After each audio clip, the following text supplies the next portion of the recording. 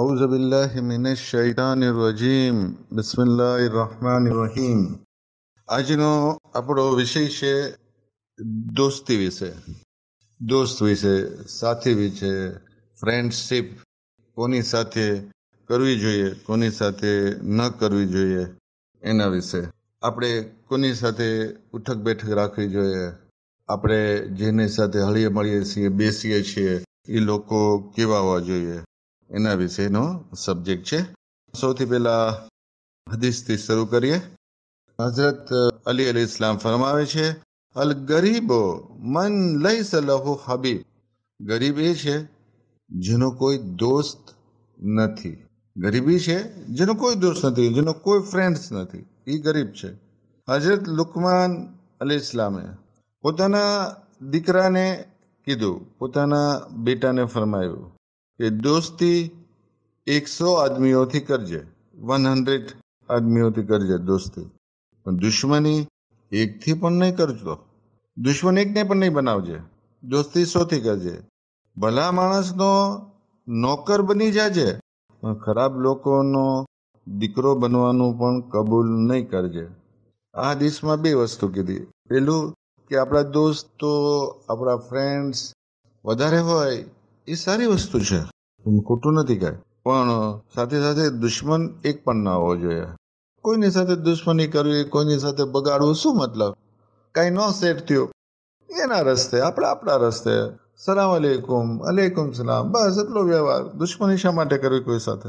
અને બીજો પોઈન્ટ એ કીધો કે સારા માણસનો નોકર બની જાજે, પણ ખરાબ લોકોનો દીકરો બનવાનું પણ કબૂલ નહીં કરજે. અહીંયા જનાબે લુકમાન એ પણ આપણને હિદાયત કરે છે કે આપણા જે સાથીઓ, દોસ્તો હોય એ નેક હોય.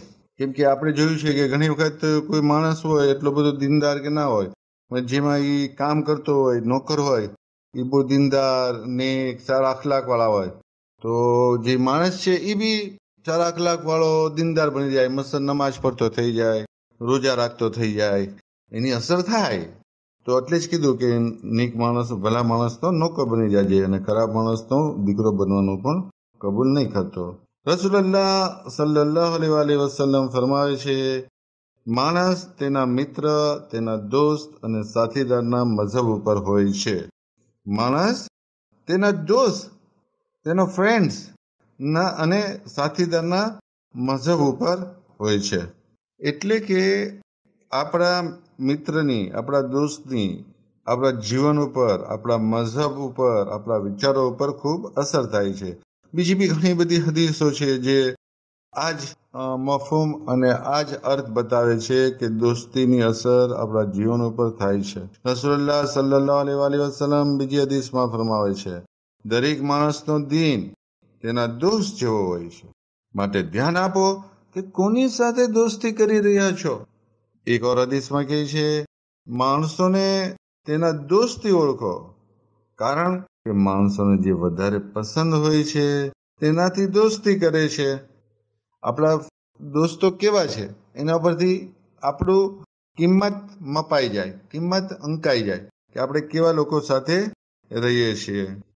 ઇમામ હસન અલી સલામ ફરમાવે છે, અગર તારે કોઈથી દોસ્તી કરવી છે તો એ લોકોથી દોસ્તી કર જેના થકી તારી ઇજ્જતમાં વધારો થાય.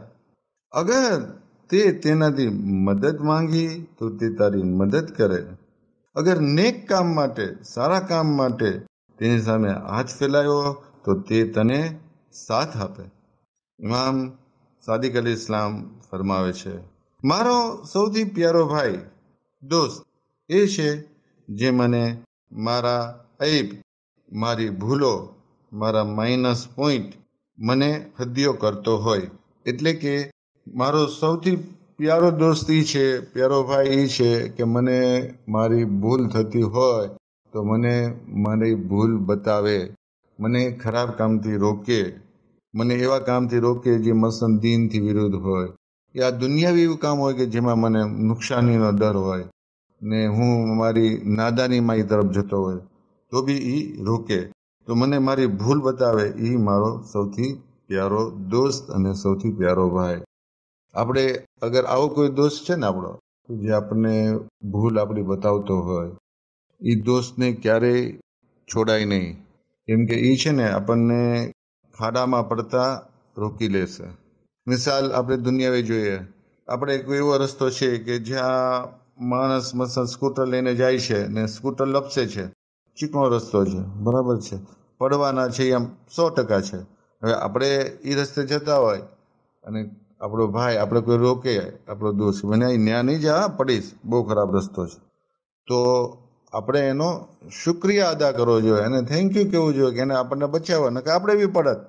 તો અગર કોઈ આપણી ભૂલ બતાવે તો એને આપણો શુક્રિયા અદા કરવો જોઈએ કે એને આપણને નુકસાનીથી આપણને બચાવી લીધા, નહીં કે આપણે ખોટું લાગવું જોઈએ. તો ખાસ આપણો એ દોસ્ત કે જે આપણને ભૂલો આપણી બતાવતો હોય એને આપણે છોડાય નહીં. અહીંયા આપણે પેલી 2 હદીસ જોઈ, એમાં સ્પષ્ટ કહે છે કે દોસ્તીની અસર આપણા દુનિયા આખિરત બંને ઉપર થાય છે. એક વાર હદીસ જોઈ જેમાં કીધું કે આપણે ઇજ્જતમાં વધારો થાય, આપણે નીક કામમાં સાથ આપે એવા દોસ્ત હોવા જોઈએ, કોને દોસ્ત ન બનાવવા જોઈએ. આ બાબતે ઇમામ બાકિર અલી ઇસ્લામ ફરમાવે છે કે ગુનેગાર લોકોની દોસ્તીથી દૂર રહો. ગુનેગાર લોકો, કેમ કે અક્કલ અને અનુભવથી આ બાબત સાબિત છે કે ઇન્સાન દોસ્ત અને સાથીઓથી અસરઅંદાજ થાય છે. દોસ્તીની અસર આપણા જીવન ઉપર થાય છે.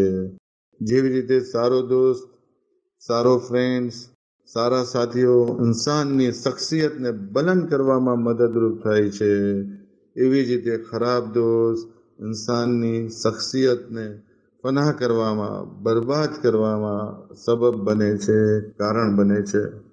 હવે એક વાક્ય જોઈ આપણે આપણો આજનો દર્સ પૂરો કરીએ.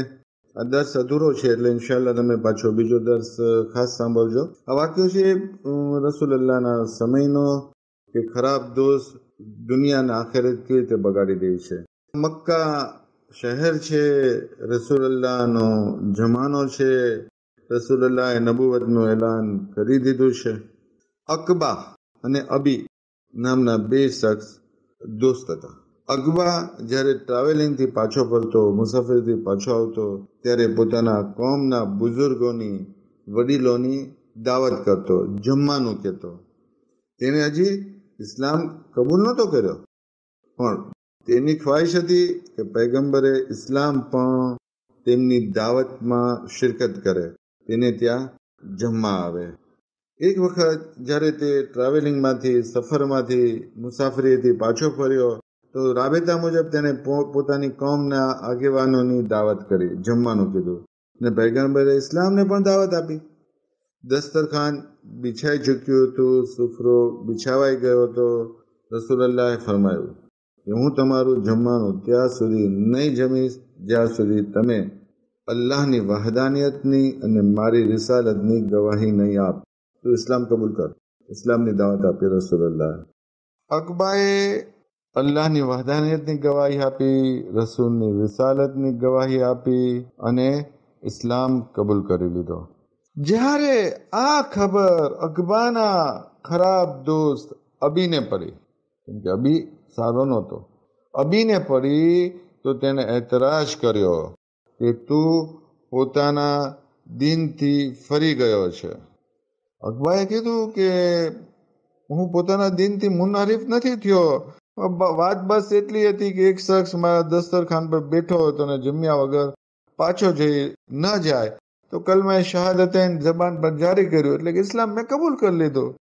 અબીએ કીધું કે હું તે વખત સુધી રાજી નહીં થાવ જ્યાં સુધી તું મુહમ્મદ સલ્લલ્લાહુ અલૈહિની સામે તેની તોહીન ન કર.